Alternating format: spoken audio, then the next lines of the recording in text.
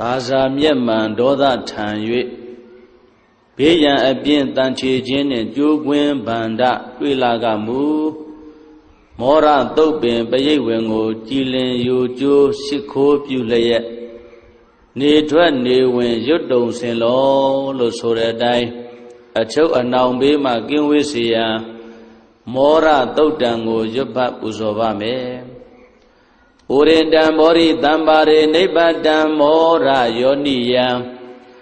ယေနတံဝိတာရခမဟာတတံဝနေစရာစိရတံဝါယမန္တာပိနေဝသက္ခိတုဂဏိတောဗျမမန္တံတိအခါတံပရိတံဓမ္မနာမဟေဥဒေတယသကုမဧကရာဇာဟရိတဝောနောပတဝိပပါသောတန္တနမတံမိဟရိတဝောနံပတဝိပပါတံတယေဇာဂௌတဝိဟရေမုဒီဝတံယေဗျမနာဝရကုတပ္ပဓမ္မေဒေမေနမောတေဇမံပါလယံတောနမတုဗုဒ္ဓနာနမတုဘောရိယနမောဝိမု ddha နာနမောဝိမု ddhi ယဣမံသောပရိတံကတဝါမောရောစရတိဧတနာအဘေတယံသကုမာဧကရာဇံဟရိတဝောနောပတဝိပပါသောတန္တနမတ္တမိဟရိတဝောနံပတဝိပပါတံတယေဇာဂௌတဝိဟရေမုရတ္တေ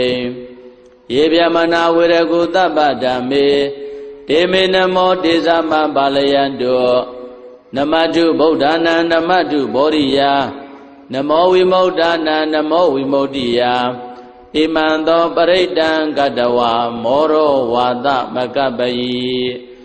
မောရသုတ်တံဩရခတု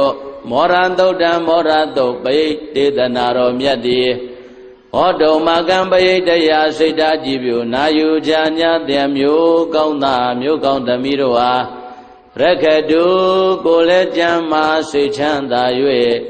အချုပ်အနှောင်များစွာဘေးကင်းကွာကောင်းစွာမသွေးဆောင်းလျှောက်တော်မူပါစေတည်း